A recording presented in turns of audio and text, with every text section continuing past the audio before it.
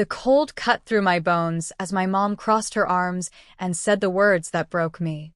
"Sleep in your car, Emily. We're not letting you inside." I stood on the porch of my parents' house in Springfield, Ohio, holding one trash bag with all I owned. My suitcase had burst weeks ago. My phone was at 2%. My hands were shaking. I had just lost everything. My job. My apartment. My savings. And now my family. Behind my parents, I saw the warm yellow light of the living room. I smelled coffee. I heard the TV. Safety was right there. But the door stayed closed. I looked at my dad. "It's freezing. I just need one night." He didn't look at me. "You made your choices." Then, behind me, red and blue lights flashed across the street. A police car slowed near the house. My heart slammed hard. If you've ever felt truly unwanted, if you've ever been thrown away by the people who raised you, please watch till the end, like the story, and subscribe. Because what happened next changed everything, and my parents never saw it coming. My name is Emily Carter. I'm 32 years old. I grew up believing family meant safety. That parents never turn their backs on their kids. That if life knocked you down, home was where you went to heal. I was wrong. Before everything broke, my life was simple. Not rich. Not fancy. Just honest. I worked as an office manager at a small construction company in Dayton, Ohio. I rented a one-bedroom apartment near Riverside Drive. I paid my bills on time. I called my mom every Sunday. I helped my dad with his taxes every year. They were proud of me. Or, at least I thought they were. My parents, Linda and Robert Carter, were strict but warm when I was growing up. Dad was a high school math teacher. Mom worked at a church daycare. We weren't wealthy, but we were good people. That's what they always said. Hard work. Clean name. God first, my dad would say. I believed in that. I built my whole life around it.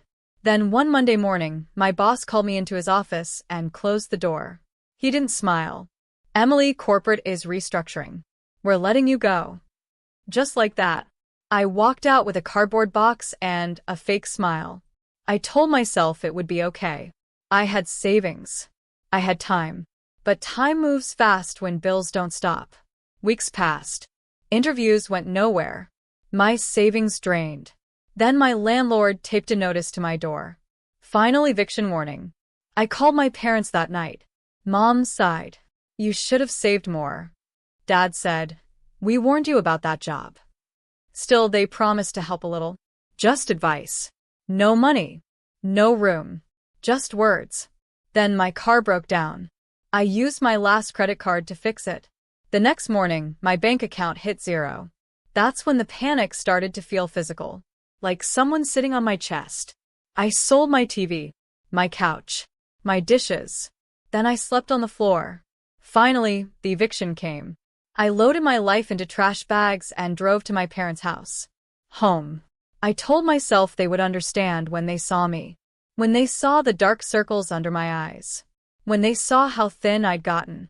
They didn't hug me. They didn't ask if I was okay. Mom looked at the bags. "How long are you planning to stay?" "I just need a little time," I said. "Until I get back on my feet." Dad shook his head. "We can't support bad decisions." Bad decisions. I lost my job because the company folded. I lost my apartment because rent doesn't wait. But somehow it was my fault. They let me shower. They gave me a sandwich. Then they walked me back outside. That's when Mom said it. "Sleep in your car." I stared at her, waiting for the joke. She wasn't joking. "You'll be safer here than on the street," she added, like that made it kind.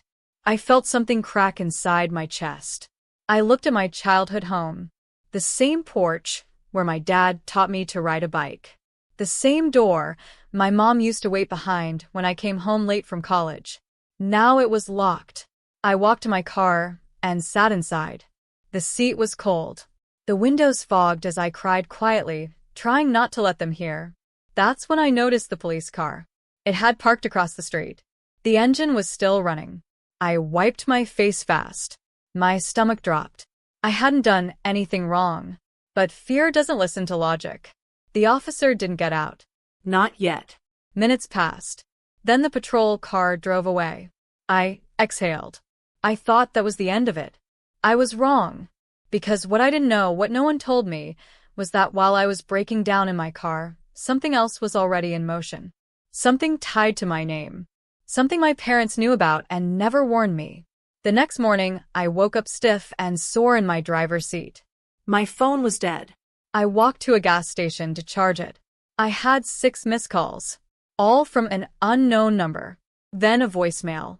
This is Detective Harris with the Clark County Police Department. Please return my call as soon as possible. My hands went numb.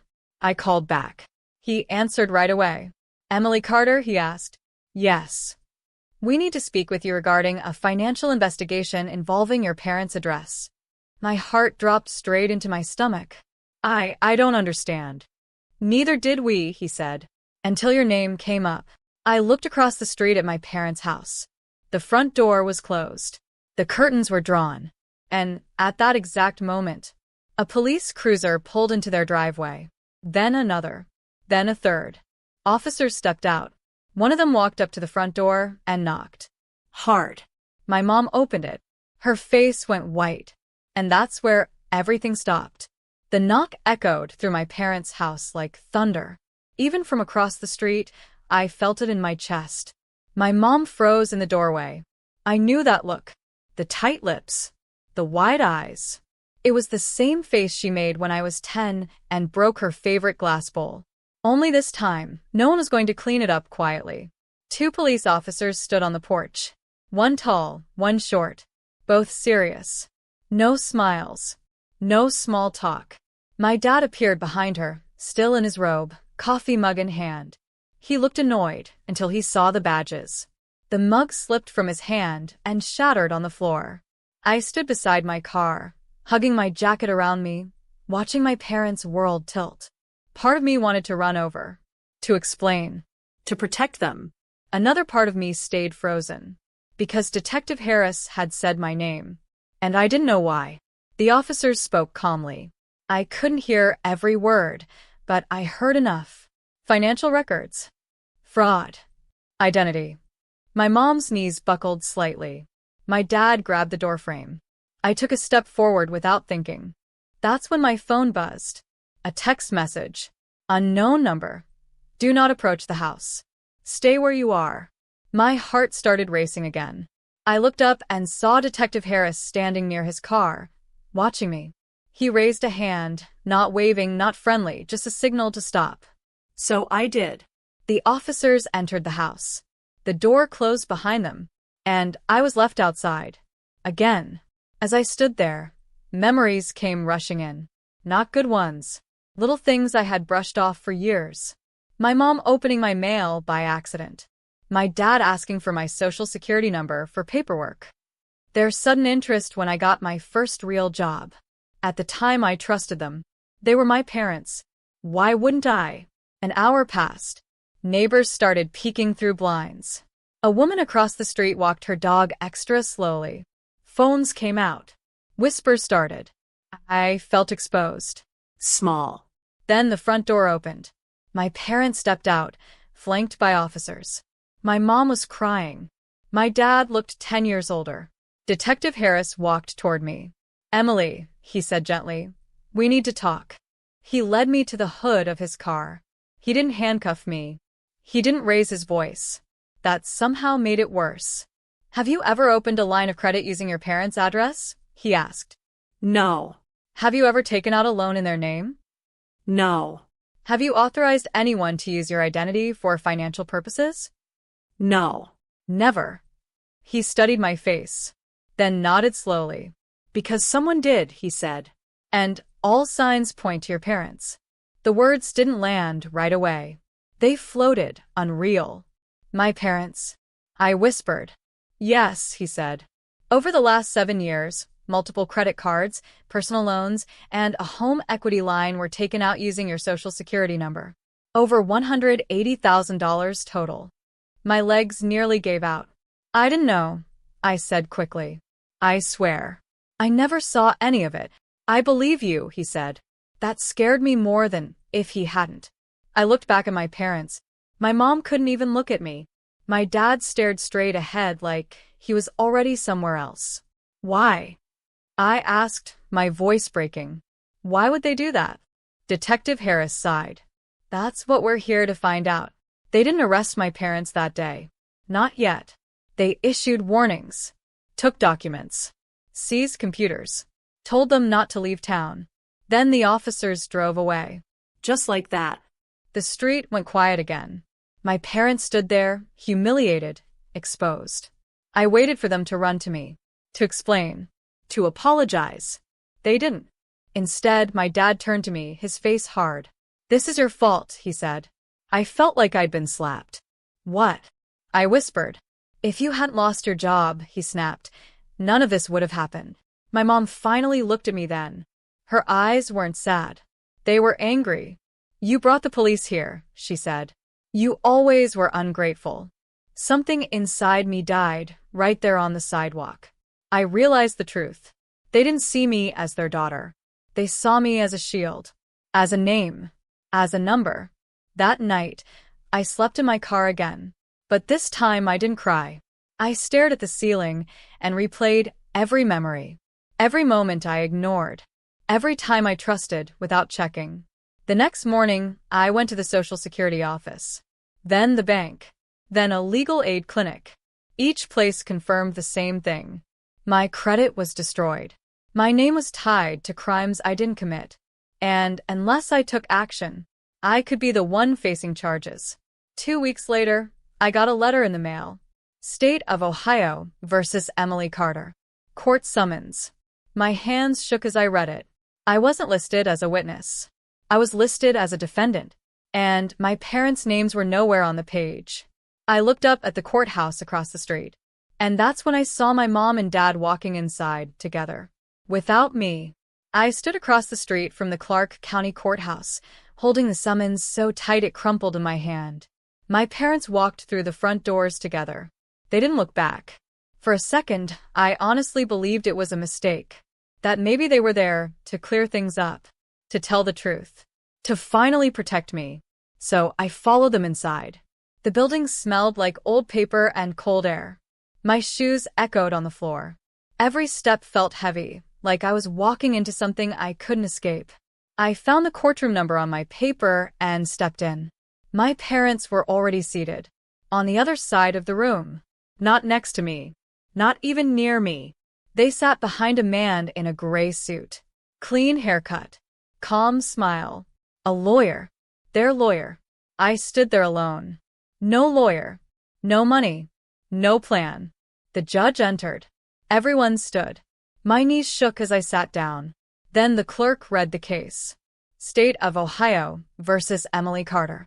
Charges include identity fraud, financial deception, and unlawful credit acquisition. My name echoed in the room. I couldn't breathe. The judge looked at me. "Miss Carter, how do you plead?" I opened my mouth, but no sound came out. Before I could speak, the man in the gray suit stood up.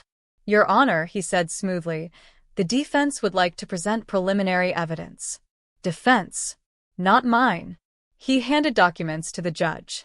These records show that Ms. Emily Carter had full access to her parents' personal information, that she lived at their address during part of the time in question, and that several applications were signed electronically using devices registered in her name. My heart slammed so hard it hurt. "That's not true," I whispered. No one heard me. Then the worst part happened. My mom stood up. She raised her right hand and swore to tell the truth. She didn't look at me. "My daughter struggled with money for years," she said. "She was irresponsible. She asked us for help all the time."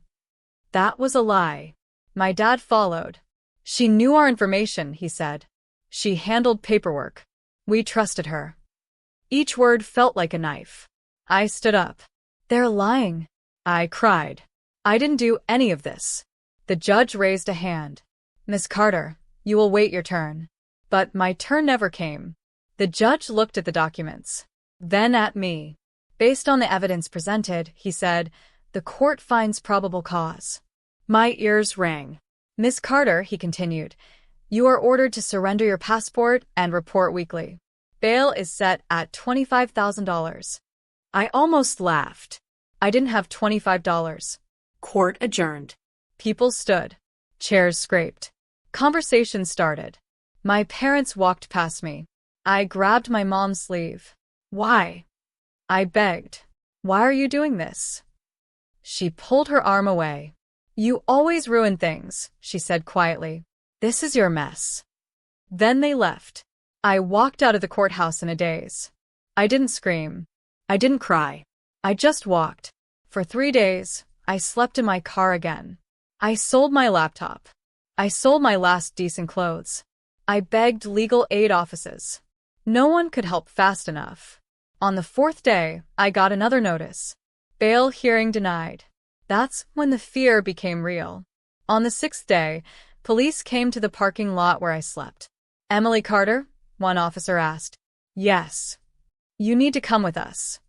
They didn't handcuff me, but they didn't smile either. At the station, they took my fingerprints, my photo. They placed me in a holding cell. Cold bench, gray walls, a buzzing light. I stared at my hands. I had done nothing wrong, and I was the one locked up. Hours passed. Then a guard opened the door. Carter, he said. You've got a visitor. My heart jumped. Maybe they came to fix it. Maybe they finally told the truth. I walked into the visiting room. My parents were there, sitting calmly, behind glass. My mom smiled like this was a normal family meeting. We just wanted to check on you, she said. I stared at them. You framed me, I said. My dad leaned forward. We did what we had to do. To protect yourselves? I asked. To protect our life, my mom said. Our house. Our reputation. I felt sick. You let me sleep in my car, I whispered. You watched me lose everything. You're young, my dad said. You'll recover. Then my mom said the words that changed something deep inside me. If you just take responsibility, she said, this will all go away faster. The guard knocked on the glass. Time's up. They stood to leave. As they turned away, I saw something slip from my dad's pocket. A folded paper. It fell to the floor. The guard didn't notice. I picked it up. It was a bank statement. Not mine. My dad's. With a balance that made my stomach drop. $312,000. My breath caught. They had taken everything from me, and they were rich because of it. The guard grabbed the paper from my hand. Not yours, he said. I was led back to the cell. The door slammed shut. Metal on metal. I sat down slowly, my heart pounding, not with fear anymore, with something else. Anger. Because now I knew the truth. And I knew one more thing. If I didn't fight back, I would be the one going to prison. Jail changes how you think. The first night, I cried until my chest hurt. The second night, I stopped crying. By the third night, I was quiet. Quiet enough to listen. I shared a cell with a woman named Renee. She was older. Calm. She read law books like bedtime stories. You're not stupid, she told me after hearing my story. You're just early. I didn't understand. Then she asked one question that flipped everything. Did you ever pull your credit report? I shook my head. She smiled. That's where the truth hides. The next morning, a public defender finally came to see me. His name was Mark Jensen. He looked tired, overworked. But when I told him everything, really everything, his eyes sharpened. Emily, he said, if what you're saying is true, your parents didn't just steal your identity. They left fingerprints. He filed an emergency motion to access my credit records, IP logs, and bank trails. 2 days later, he came back fast. This is bad, he said. For me? I asked. For them, he said. We found it all. Credit application sent from my parents' home Wi-Fi. Loans signed while I was clocked in at work miles away. Money moved from my name into accounts I never opened, including one big account. The same one I saw on that bank statement. $312,000. And then there was the detail that broke the case wide open. My mom had used my identity to co-sign a second mortgage on their house. A mortgage they were already behind on. That's why they panicked. That's why they needed someone to blame. Me. Mark moved fast. He sent everything to the prosecutor, then to a financial crimes unit, then to a judge. Within a week, the charges against me were paused. Within 2 weeks, they were dropped. I walked out of jail with a trash bag and shaking legs, but I was free. My parents weren't. 3 days later, I sat in a coffee shop across from my parents' house. I wasn't there to confront them. I was there to watch. At 8:14 a.m., the first police car arrived. At 8:15, the second. At 8:16, a black SUV pulled in behind them. I wrapped my hands around my coffee cup. Then it happened. The knock. Loud. Heavy. Final. I saw my dad open the door. I saw my mom's face fall. Officers stepped inside. Neighbors came out. Phones went up. Curtains moved. This time, the police didn't leave quietly. They came out with boxes. Computers. Files. Documents. Then they came out with my parents. In handcuffs. My mom screamed my name when she saw me across the street. Emily. Please. I didn't move. I didn't wave. I didn't smile. I just watched as they were placed into separate cars. 2 weeks later, their house was seized. 3 months later, they stood in court again. This time, I sat behind the prosecutor. They didn't look strong anymore. They looked small. The judge spoke clearly. Identity theft. Financial fraud. False testimony. My mom cried. My dad stared at the floor. They were sentenced to federal prison. Not forever, but long enough. After court, I walked outside into the sunlight. For the first time in months, I felt like I could breathe. I didn't get rich. I didn't get revenge the way movies show it. But I got my name back. My record was cleared. My credit slowly repaired. A nonprofit helped me get housing. I found a new job. A better one. Sometimes, late at night, I still remember sleeping in my car. The cold.